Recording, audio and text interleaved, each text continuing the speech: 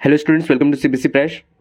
जैसा कि आप लोगों ने थंबनेल में देखा हो कि आज हम लोग क्या पढ़ने वाले हैं, रियल नंबर्स। और क्लास 10 के बोर्ड्स भी आने वाले हैं, तो मैं एक एक करके सारे चैप्टर्स इसी लेक्चर वाइज पढ़ाता जाऊंगा, ताकि जिन बच्चों की तैयारी अच्छे से नहीं हो पाई है वो अपनी तैयारी अच्छे से कर पाए, और जिनको रिविजन करना है वो रिविजन कर पाए। Okay, so without wasting any time, let's begin.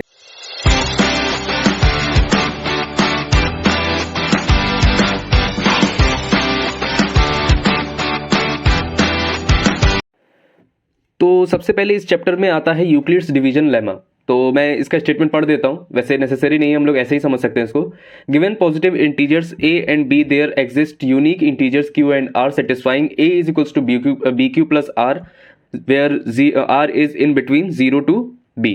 Okay, तो सबसे पहले इसको समझने से पहले हम लोग ये समझ लेते हैं कि लॉन्ग डिवीजन मेथड में किसको क्या बोलते हैं। जैसे अगर मैं मान लो 3 को 2 से डिवाइड कर देता हूँ, तो कैसे डिवाइड होगा, ये इस तरह से डिवाइड हो जाएगा। तो आपको पता है कि ये क्या है, इसमें ये क्या है और ये क्या है और ये क्या है। हम लोग इसको क्या कहते हैं, इसको बोलते हैं रिमाइंडर। इसको क्या कहते हैं, डिविडेंड।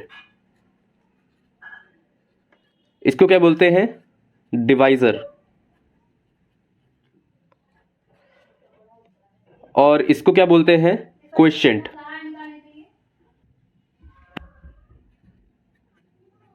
क्वोशिएंट। तो इसमें कौन क्या डिनोट करता है वो मैं आपको बता दूं। रिमाइंडर का तो आर आप समझ ही गए होंगे। क्वोशिएंट का क्यू होता है, ठीक है। डिविडेंड का क्या होता है, डिविडेंड का होता है ए, और डिवाइजर का होता है बी, ठीक है। तो हम लोगों को पता है कि A is equals to B Q plus R, ठीक है। अब यहां पे जो आर की वैल्यू है वो देखो 0, यानी कि 0 से बी के बीच में होगी। बी क्या है यहाँ पे, बी ये रहा, ठीक है। तो देखो 1 जो है, मतलब जैसे इसमें आया रिमाइंडर 1, तो ये क्या है, 2 से छोटा है। तो क्या ये इस चीज को सेटिस्फाई कर रहा है, बिल्कुल कर रहा है। और ये हमेशा ट्रू होगा, ठीक है, जब भी ए और बी जो है पॉजिटिव इंटीजर होने चाहिए। और ठीक है, तो क्या होना चाहिए, जो आर होना चाहिए वो 0 से लेके बी के बीच में होना चाहिए। और ये हमेशा ध्यान रखना, क्योंकि आगे कुछ मैं क्वेश्चंस ऐसे कराने वाला हूं जिसमें ये वाला कॉन्सेप्ट बहुत ज्यादा यूज होने वाला है, ठीक है। तो इतना समझ चुके हम लोग, अब हम लोग बढ़ते हैं आगे। तो यूक्लिड्स डिवीजन एल्गोरिथम क्या कहता है। एल्गोरिथम बेसिकली किसी भी चीज के प्रोसेस को एल्गोरिथम बोलते हैं, ठीक है। तो यूक्लिड के जो डिवीजन लेमा है उसका यूज करके हम लोग कुछ निकालने को क्या कहेंगे, एल्गोरिथम। पर बेसिकली यूक्लिड्स डिवीजन एल्गोरिथम में हम लोग एचसीएफ फाइंड करना सीखेंगे, ठीक है। अब एचसीएफ कैसे फाइंड करेंगे ये मैं आपको एक एग्जांपल से सिखा देता हूं, ठीक है। तो चलिए एग्जांपल पे चलते हैं। तो चलिए 64 और 24 का हम लोग एचसीएफ निकालते हैं। अब मुझे पता है आप लोग दूसरे मेथड से निकाल सकते हैं, पर क्योंकि हम लोग यूक्लिड्स डिवीजन एल्गोरिथम पढ़ रहे हैं तो इसके हिसाब से कैसे निकालेंगे वो मैं आपको सिखा देता हूँ। इससे बड़े से बड़े नंबर का भी एचसीएफ हम लोग निकाल सकते हैं और छोटे से छोटे नंबर का भी, ठीक है। तो चलिए इसको निकालते हैं। पहले मैं अपना तरीका बता देता हूँ मैं कैसे करता हूँ, और उसके बाद उसको मैं ऑथेंटिक तरीके में कैसे कन्वर्ट करता हूँ वो भी आपको मैं बता देता हूँ, ठीक है। तो इसको करने के लिए क्या करना पड़ेगा, इसको ऐसे लिखिए, और जो छोटा नंबर है उसको मतलब इस डिवाइजर बना दीजिए, और जो बड़ा नंबर है उसको डिविडेंड बना दीजिए। ये कर दिया आपने। अब इसके बाद आपको क्या करना है, बस इसको डिवाइड करते जाना है। तो 24 से ये शायद 2 टाइम्स जाएगा, तो 2 टाइम्स जाएगा तो ये आ जाएगा 48, और आप इसको काटें तो ये बन जाएगा 16। अब क्या करना है, जो ये है उसको यहाँ पे ले आ देना है, ठीक है। ऐसे खींचा, फिर ऐसे बना दिया, यहाँ पे 24 लिखा। अब 24 से ये 16 कितनी बार में जाएगा, 16 से ये जाएगा 1 बार में, ठीक है। तो ये 16 हो गया। और फिर से अगर आप काटते हैं तो यहाँ पे आ जाता है 8, और ये आ जाता है यहाँ पे 16, ठीक है। अब 16 जो कि 8 की टेबल में 2 टाइम्स जाता है, तो ये 16 हो जाएगा, और यहाँ पे कोई भी रिमाइंडर नहीं बचेगा।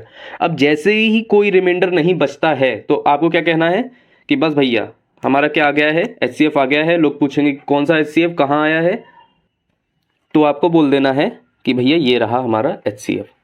जब आपका रिमाइंडर 0 आए तो उसका जो डिवाइजर होने वाला है वही आपका क्या हो जाएगा, उन दोनों नंबर्स का, जो इनिशियल आपने नंबर्स लिए थे उन दोनों का एचसीएफ। बल्कि ये इन दोनों का ही नहीं, इन दोनों का भी एचसीएफ है, इन दोनों का भी एचसीएफ है, ठीक है। तो अब मैं इसको ऑथेंटिक तरीके से कैसे हम लोग लिखेंगे, मतलब जो हम लोगों को बोर्ड में नंबर दिलाएगा उस तरीके से अगर लिखना हो तो कैसे लिखेंगे। तो आपको लिखना है यहाँ पे 64, जैसे डिवीजन एल्गोरिथम हम लोगों ने पढ़ा था ना, जैसे डिवीजन लेमा में जैसे लिखते हैं उसी तरह से हमको इसको लिखते जाना है। तो इसको मैं लिखूंगा 24 इंटू 2 प्लस आर कितना आया था 16, ये पहला स्टेप किया था ये वाला। हाँ, अब इसके बाद इसको लिखेंगे तो ये हो जाएगा आपका 24, मतलब इसको यहाँ ले आए और इसको हम लोग यहाँ ले आएंगे 16। अब कितने टाइम्स गया था 1 प्लस कितना रिमाइंडर बचा था 8।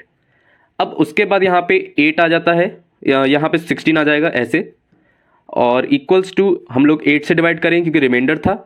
ऐसे ऐसे आप देख लीजिए एरो कैसे बनाने हैं, ठीक है। Into 2 plus remainder 0। अब जैसे ही रिमाइंडर 0 आ जाए आप समझ जाइए कि आपको क्या करना है। आपको बोलना है कि भैया बस हमारा आ गया है HCF, ये रहा वो HCF, ठीक है। अब इससे बड़े से बड़े क्वेश्चन और छोटे से छोटे क्वेश्चन भी आप कर सकते हैं। मैं इसमें एक एग्जांपल दिया था पर मैं वो नहीं कराने वाला हूँ। मैं अब आपको कुछ अच्छे अच्छे एग्जांपल कराऊंगा जिसमें आपको ये एल्गोरिथम और लेमा का यूज़ करना सिखाया जाए, ठीक है। तो चलिए उस तरफ बढ़ते हैं।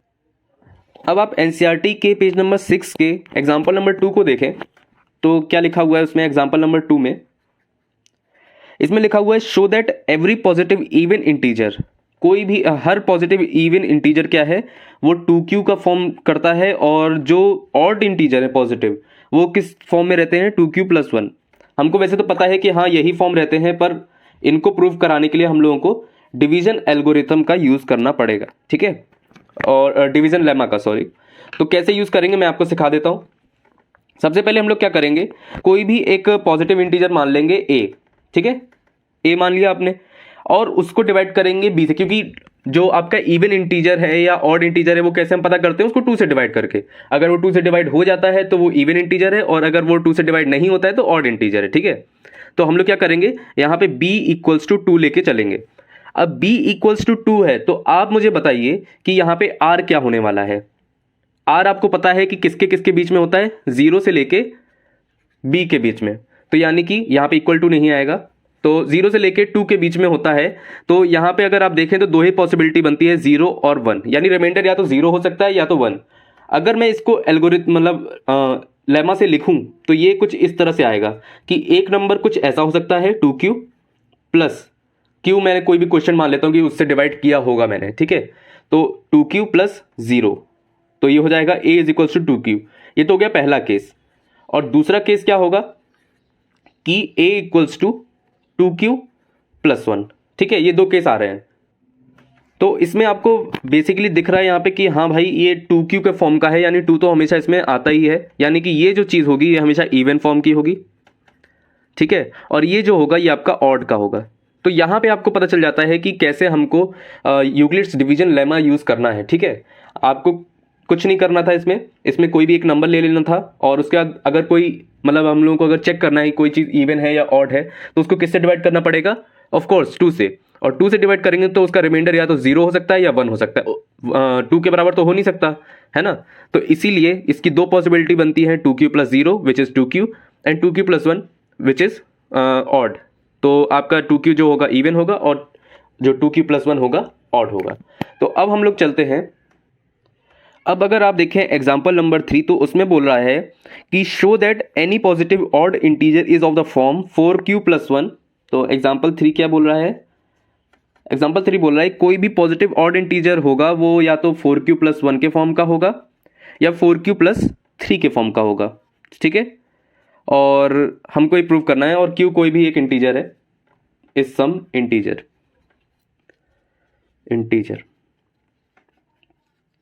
तो ऑफ कोर्स हम लोग जब रियल नंबर पढ़ रहे हैं तो इसको कैसे प्रूव करेंगे, हम लोग डिवीजन लेमा का यूज़ करके। तो अब मैं इसको क्या करूँगा, इसमें a मानूंगा, कोई भी a हो सकता है नंबर, और फिर उसके बाद मैं मानूंगा कि यहाँ पे ये जो q अपना जो डिविडेंट है, जो डिविडेंट अपना वो होगा a, और आपका जो 4 है वो क्या होगा डिवाइज़र, और आपका जो रिमाइंडर होगा, अब रिमाइंडर का आपको रेंज पता है कितना होता है, 0 से लेके आर डिवाइज़र के बीच में। तो 0 से लेके अगर डिवाइज़र के बीच में है तो यानी कि 4 के बीच में होगा, यानी कि इसकी 3 पॉसिबिलिटी बनती हैं, 0 1 2 3, सॉरी 4 बनती है पॉसिबिलिटी, ठीक है। तो अब हम लोग लिख लेते हैं कि a कोई भी नंबर है उसको अगर मैं q से डिवाइड करता हूँ, मतलब अगर मैं उसको मान लीजिए उससे डिवाइड करता हूँ 4 से, तो q क्वेश्चन पर या तो उसका रिमाइंडर 0 आएगा, या तो उसका रिमाइंडर 1 आएगा, या तो उसका रिमाइंडर 2 आएगा, या तो उसका रिमाइंडर 3 आएगा, ठीक है।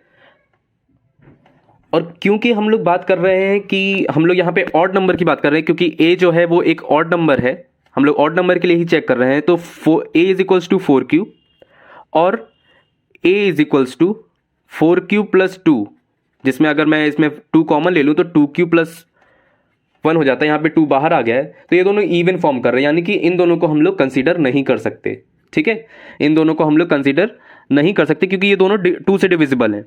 तो इसीलिए कोई भी पॉजिटिव ऑड इंटीजर जो होगा वो या तो इस फॉर्म का होगा, ये a is equals to 4q plus 1, या तो इस फॉर्म का होगा a is equals to 4q plus 3। Understand?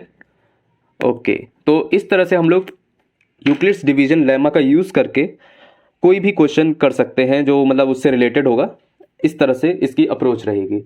Okay, अब अगर हम लोग एग्जाम्पल नंबर 3 देखें तो एग्जाम्पल नंबर 3 नहीं, सॉरी 4, एग्जाम्पल नंबर 4 पढ़ते हैं हम लोग। तो एग्जाम्पल नंबर 4 दिया हुआ है, अ स्वीट सेलर हैज़ 420 काजू बर्फीज। 420 क्या है? काजू बर्फी है, बर्फीज, एंड 130 बादाम बर्फीज, और 130 क्या है? बादाम बर्फी है, बर्फीज, ठीक है। She wants to stack them in such a way that each stack has the same number and they take up at least area of the take up the least area of the tray. What is the maximum number of burfis that can be placed in each stack of for this purpose? तो इस तरह के question आपको 6th-7th class में भी आते थे, पर उसमें आप लोग डायरेक्ट एचसीएफ निकाल सकते थे, पर क्योंकि आप लोग अब डिवीजन लेमा पढ़ चुके हैं तो बोर्ड आपसे सपोज करता है कि आप उसका यूज़ करें, ठीक है। तो कुछ नहीं, इन दोनों का आपको एचसीएफ निकालना है, तो हम लोग एचसीएफ निकालते हैं। तो सबसे पहले मैं अपना तरीका दिखा देता हूँ मैं कैसे करूँगा, और उसके बाद उसी को हम लोग कन्वर्ट कर लेंगे उसमें। तो इसको अगर मैं डिवाइड करता हूँ तो देखते हैं इसको कैसे डिवाइड करेंगे। तो 130 इंटू 2 तो ये हो जाएगा 260, 130 इंटू 3 तो ये 9, 390। ओके, तो ये 3 टाइम्स आएगा तो हो जाएगा 390, और यहाँ पे अगर आप माइनस करें तो 0 और 30, और ये आ जाएगा 30, ठीक है। और फिर हम लोग यहाँ पे 130 लिख देंगे, और 130 से ये कितने टाइम्स जाएगा? 4 टाइम्स जाएगा, 120 आएगा, और यहाँ पे फिर इसको 10 बन जाएगा, इसको फिर से यहाँ पे लिखेंगे, और यहाँ पे आपको 3 टाइम्स में ये बन जाएगा आपका 30, और ये ख़त्म। तो यहाँ पे आपका कितना आ रहा है एलसीएम बताइए? आपको कुछ नहीं करना है, कहना है भाई ये आ गया हमारा एलसीएम, एलसीएम कह रहा हूँ एचसीएफ, ठीक है। अब इसी को आपको ऑथेंटिक वे में अगर कन्वर्ट करना है तो बहुत आसान है। आपको क्या करना है कि इनको वापस जैसे यूक्लिड्स डिवीजन लेमा में हम लोग लिखते थे वैसे ही लिख देना है, ठीक है। तो is equals to 130 into 3 plus 30, फिर उसके बाद इसको यहाँ ले आएंगे, इसको यहाँ ले आएंगे, ठीक है। तो ये लिख देंगे 130 is equals to 30 into 4 plus 10, उसके बाद फिर इसको यहाँ ले आएंगे, 30 is equals to 10 into 3 plus 0, और यहाँ पे आपको बता देना है कि हाँ भाई हमारा एचसीएफ आ चुका है, और एचसीएफ आपका आ रहा है 30, ठीक है, सॉरी 30 नहीं 10। तो एचसीएफ आपका कितना आ रहा है? 10, ठीक है। तो यहीं इसी के साथ एग्जाम्पल 4 के साथ हमारा आज का लेक्चर खत्म होता है। आप लोग अब एक्सरसाइज 1.1 ट्राई कर सकते हैं, ठीक है। वैसे तो आप लोगों ने ट्राई कर रखी होगी, पर अगर किसी को नहीं आता है तो आप इस लेक्चर को देखने के बाद इस एक्सरसाइज को ट्राई कर सकते हैं। पूरा इसी पे बेस्ड है और बहुत आसान क्वेश्चन है। अब लेक्चर 2 हमारा किसके ऊपर बेस्ड होगा? The fundamental theorem of arithmetic, और उसके आगे जितनी भी चीज़ें हैं उन सब के ऊपर, ठीक है। तो तब तक के लिए आपको क्या करना है, आपको पता है कि सब्सक्राइब, लाइक, शेयर और कमेंट ज़रूर करिए जो भी आपकी प्रॉब्लम हो, जो आप प्रॉब्लम फेस कर रहे हो, या मुझे अगली वीडियो किस चीज़ पे बनानी चाहिए, अगर ये भी सजेशन आप देना चाहें तो आप कमेंट बॉक्स के ज़रिए मुझे बता सकते हैं, ठीक है। तब तक के लिए जय हिंद।